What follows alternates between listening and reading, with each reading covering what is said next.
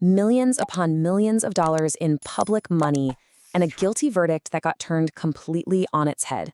It's a story that really makes you think about evidence, intent, and what justice really means. So let's start with a number at the center of all this. K41.8 million. Yep, that's 41.8 million kina. That's the amount of public money that kicked off one of Papua New Guinea's biggest legal fights. Now, the guy at the center of it all, a senior finance official, was actually convicted of illegally helping these payments get through. You'd think the case would be closed, right? But it wasn't. So the real question we're digging into today is, how does a verdict that seems so cut and dry get totally dismantled by a higher court? Okay, let's get into the specifics, starting with the man himself, Jacob Yafai. As the Deputy Secretary for Operations in the Department of Finance, he was in a pretty powerful spot. But he quickly found himself facing accusations that could end his career and change his life forever. So the state came at him with 5 pretty serious charges. You've got 4 counts of misappropriation, basically saying he dishonestly used these huge sums of money for Paul Paraka Lawyers, and then 1 count of abusive office for supposedly using his position to make it all happen.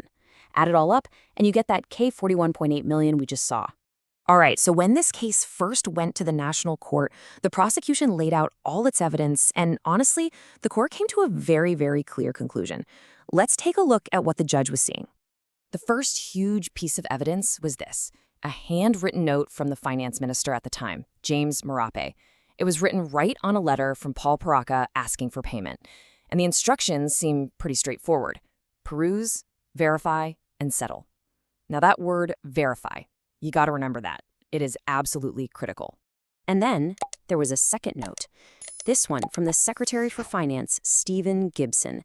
And again, it seems to just hammer home that same instruction, verify, confirm, settle. So for the trial judge, these notes were a clear command from the very top. You have to check if these claims are legitimate before you pay out a single kina. So you can see the court's logic here, right? It was pretty simple. The court believed Yafai had a direct order to verify the claims. The evidence showed he pushed through 4 massive payments without doing it. For the court, that failure to follow a basic instruction was all the proof they needed that he had acted dishonestly. And just like that, the decision came down. The court found Jacob Yafai guilty on count 1, guilty on count 2, 3, 4, and 5. Guilty is charged on all counts. And really, for all intents and purposes, the story should have ended right there. But it didn't end there, not by a long shot. Yafai and his legal team were adamant he was innocent of the major charges, and they were convinced the court had made a huge mistake. So they decided to take the fight to a higher level.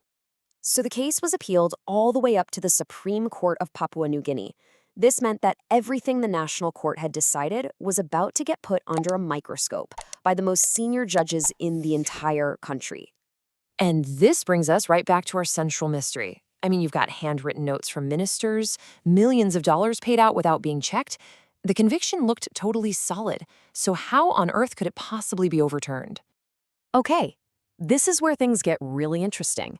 Let's get into the appeal and see how this whole thing unraveled. And believe it or not, it all came down to the definition of a single word. And that word is dishonesty. You see, in the law, for a misappropriation conviction, it's not enough to just prove that someone misspent money. The state has to prove, beyond a reasonable doubt, that the person knew they were being dishonest. It's all about what was going on in their head at the time. Now this slide. This is the moment everything flips. The national court said Yafai was told to verify. Case closed. But the Supreme Court looked at the exact same evidence and came to the opposite conclusion. No, he wasn't. They literally called the original finding a critical error of fact. That's a huge deal. So how did they get there? Well, it's all in the details. Remember that second note from the finance secretary? It was explicitly addressed to the deputy strategy. And Jacob Yafai? He wasn't the deputy secretary for strategy. His title was deputy secretary for operations. Think about that for a second. The prosecution's entire argument for dishonesty was built on an instruction that wasn't even given to him. So once you take that away, the whole case for misappropriation just collapses. The Supreme Court ruled that there just wasn't enough evidence to prove Yafai's state of mind was dishonest.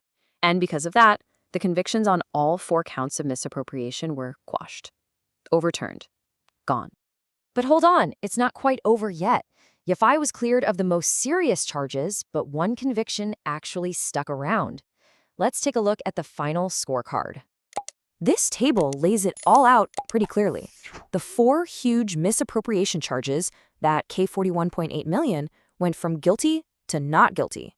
But that 5th charge, abuse of office, the guilty verdict was upheld by the Supreme Court.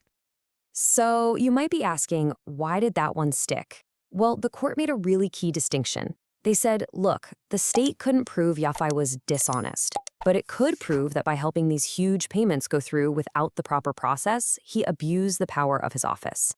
They ruled it was an arbitrary act that was harmful to the state's interests, no matter what his personal intent was. And for some really crucial context here, let's not forget who received all this money. Paul Paraka, the lawyer, is actually serving a 20-year prison sentence right now from a totally separate, even bigger case, where he was found guilty of misappropriating over 162 million kina. It just shows you how high the stakes were, and those legal fights are still going on, with Paraka continuing to appeal for bail. So we're left with a really fascinating question. A man is cleared of misappropriating millions based on one word in a job title. Do you see that as a technical loophole, or is it proof of a justice system working with incredible precision, insisting that if the state wants to take away someone's freedom, its case has to be absolutely perfect, proven beyond any reasonable doubt? It's definitely something worth thinking about.